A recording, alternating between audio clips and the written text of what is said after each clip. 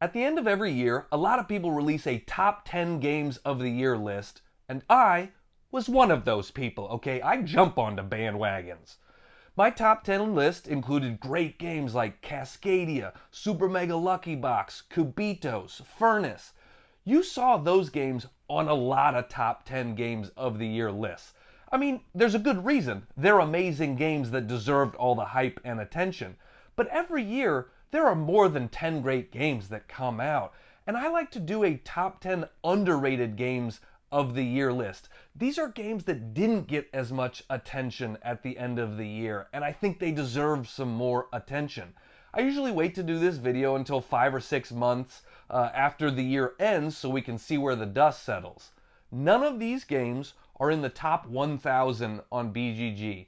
And in fact, only 2 of them are in the top 2,000 on BGG. So these are great games that didn't get as much hype, that didn't get as much love, but I think they're still great games and deserve some more attention. So that's why I want to make this video. These are my top 10 underrated games of 2021. And I will note, these are also based on North American releases. You know, some of these games came out in other countries before 2021, but I'm speaking from the North American perspective because I live in North America. Oh, that makes sense, huh? So here are my top 10 underrated games of last year. My number 10 is Scrap Racer. This is a dice rolling, push your luck racing game where you play as robots racing around a track. And it is bonkers and unpredictable. You can be in last place one turn, first place the next turn, last place again the next turn after that. Nobody ever knows who's gonna win. And that's part of the fun. Now, it's definitely not a game for everybody. If you are somebody that wants your games to be strategic through and through, then this is not a game for you. But if you go into it with like a silly mindset, then this game is wild and fun. I love the dice rolling in it because it's just, you know, somebody could be in last place and you just keep pushing your luck with the dice rolling and now all of a sudden you've won, and there's big table moments with the dice rolling where everybody's like, whoa, how did you do? I can't believe you rolled that 5. That's amazing.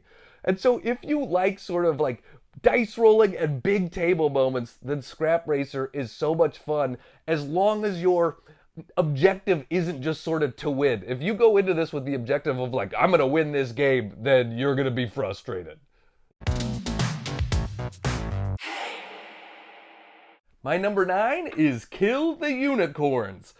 I think this game didn't get as much attention as it deserved because it actually has a lot more rules and strategy than you would think for a game called Kill the Unicorns with this silly artwork. There's a decent amount of stuff going on in this game. Now, it's definitely not like hard or heavy or anything like that, but it's also not a 20-minute teach it to your grandma game. And I think that with this art and stuff, a lot of people expected exploding kittens, and it's way more strategic than that. It is a set collection game, but there's a lot of special abilities, there's a lot of hidden information, there's a lot of screwing each other over, all of that sort of stuff. You can really implement some strategy in this game.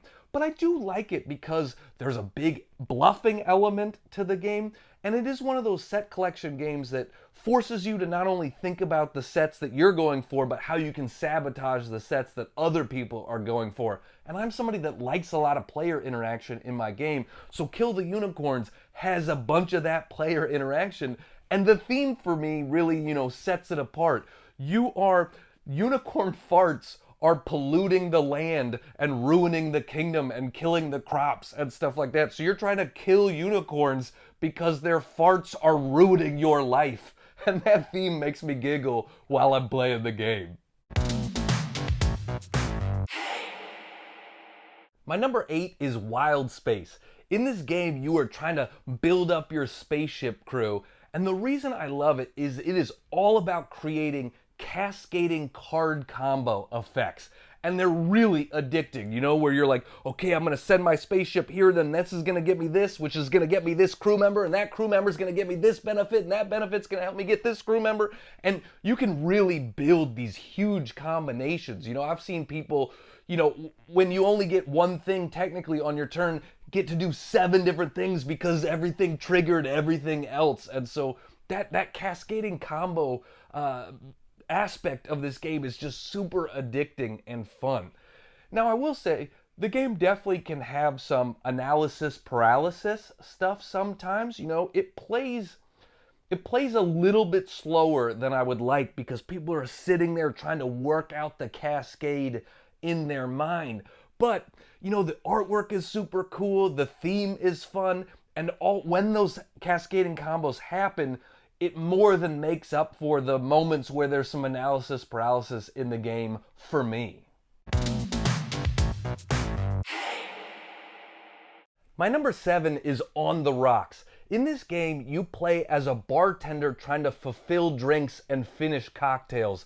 And it really is all about that theme. They do such a good job of implementing that theme in this game. Everything feels connected to being a bartender and working in a bar. You're filling drink orders, you're getting tips, you're spilling drinks, and that's a bad thing. It's all very thematic. It's really the best representation of bars and bar culture that I've seen in a game. So if you are somebody that likes bars, this is for sure a game for you.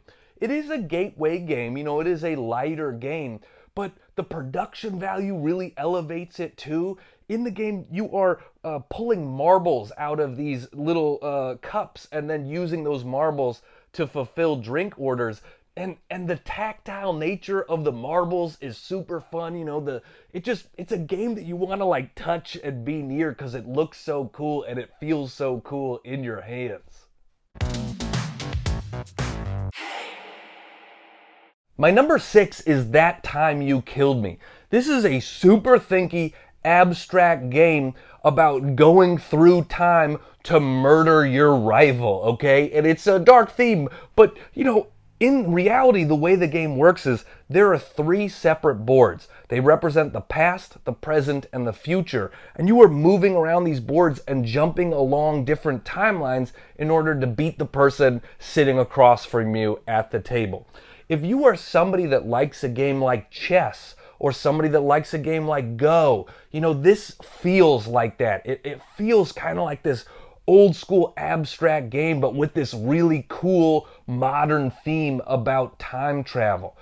It's way more thinky than you think it's going to be. You're like, oh, this is going to be silly and fun, and then you start playing and you're just like, have to work out your strategy in your brain. Like, it almost makes your brain hurt.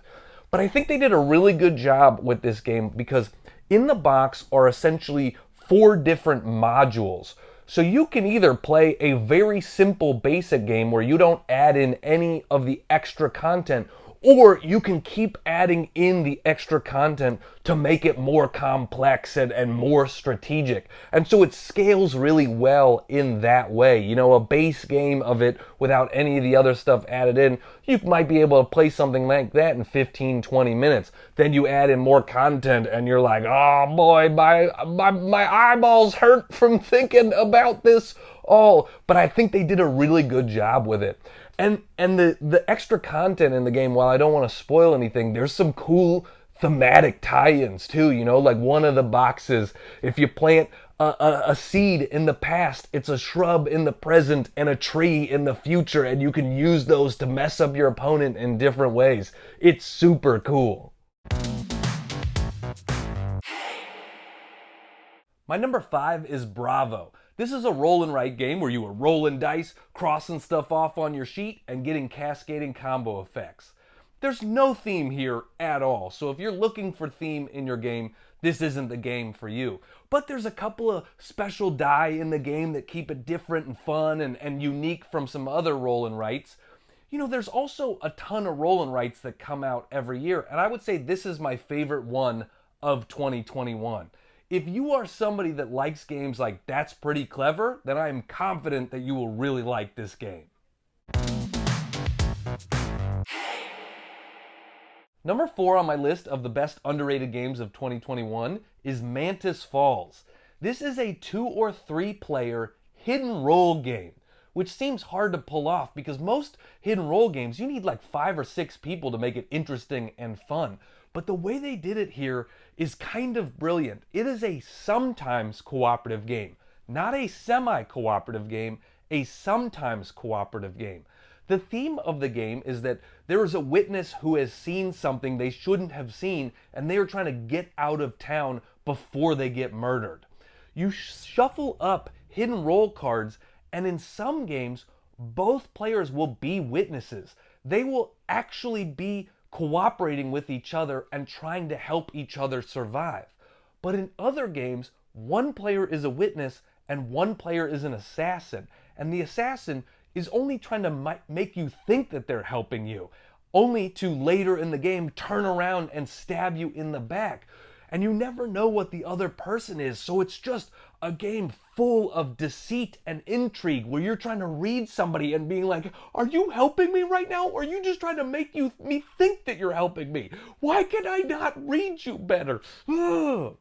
Now, the reason it's number 4 and not higher than that is it's really hard to beat if you are both witnesses. If you actually want to cooperate, it's so hard to trust the other person. So you never know, and it makes the game hard to win if you are both witnesses. You can do it, but man, it is difficult. But that being said, it's so intriguing and interesting every time I play it. My number 3 is Canopy. This is a 2-player game about building up a rainforest, and I love that theme, and the artwork is awesome and really contributes to that theme. One of my favorite parts about this game is, look at this box, it's pretty small, but as you're building up your rainforest with cards, it ends up taking up a decent amount of table space, so it feels like a bigger game than it actually is.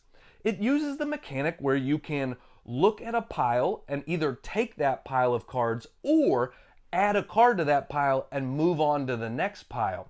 And I love that mechanic because it leads to some hard choices. You know, do I want to take this pile even though there might be something better in the next one? Or do I want to risk it and move on but make this pile better for my opponent? Yeah, it's a tough choice, but it's a quick choice to make. The game still moves quickly. I really like it. My number 2 is Juicy Fruits. In this game, you are growing fruits on an island and trying to supply ships with that fruit and build up businesses. All the components, all the fruits in this game, do you remember that old candy, Runts? This game always reminds me of Runts because there's these big old bananas and oranges. The components are super fun to hold in your hand, these big chunky fruit pieces. But my favorite part of the game is there is a decent amount of strategy here. There's a lot to think about, but turns move so quickly. It's almost like astounding how quickly this game moves for how much strategy is in it. You know, you move a piece, you get a piece, and it turns over. You move something, you get something, turn over. You move something, you get something, turn over. It's just boom, boom, boom, boom, boom, all around the table, all of the time. You know, you'll be thinking about your strategy, and before you know it, it's back to you, and you just sort of go on impulse. I really like that about this game. And my number 1 underrated game of 2021 is Shamans. I love this game. And I think part of the reason I love it so much is it caught me by surprise. I did not think this game sounded good. It is a hidden role trick-taking game, and that sounds weird and like it wouldn't work. You know, when someone first asked me to play this and they said hidden role trick-taking, I was like, shut up. There's no way they pulled that off. You can't do hidden role trick-taking. But they figured it out. They did it. It kind of combines the best of those worlds.